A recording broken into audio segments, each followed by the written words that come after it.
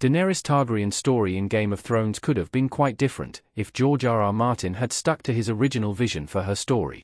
From the very beginning right through to Game of Thrones ending, Daenerys has one of the biggest, most important, and in the end, most controversial stories. That all starts with her brother, Viserys, and her new husband, Khal Drogo, but Martin's early plan had a more surprising approach that involved her killing the latter.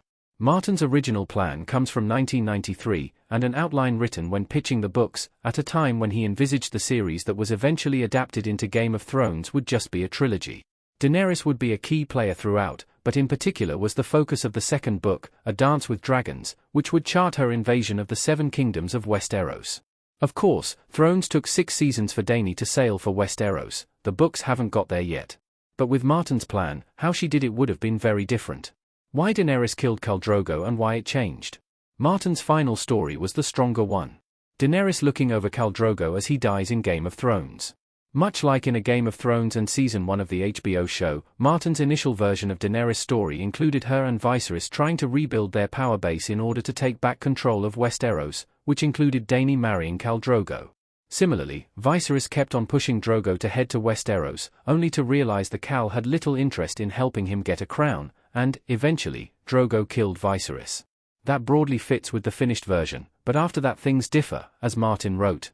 Daenerys killing Drogo to avenge Viserys is almost unthinkable based on the finished version, where she grew to love the Khal deeply and despised her brother. This does establish her even earlier on as being someone who will take what is hers with fire and blood, and as a more ruthless character, who could arguably better set up her dark turn by the end of the series.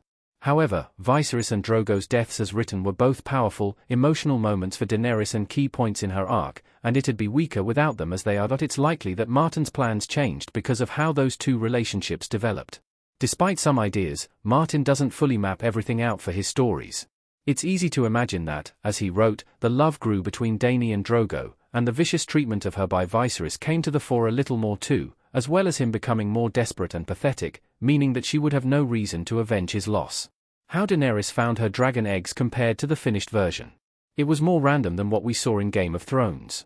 The key defining part of Khaleesi's story that was there from the beginning was Daenerys getting dragon eggs, but, again, this was different in Martin's outline.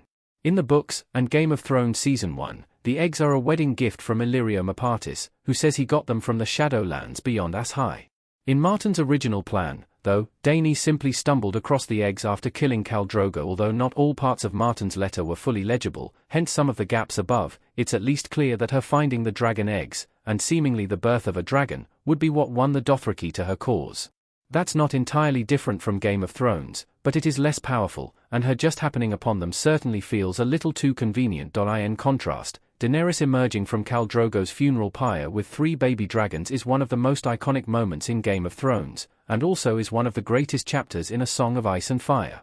It's an incredible, indelible magical event that signifies just how special she truly is and adds to the fantastical nature of the entire world, and Martin was so right to change his approach to this story.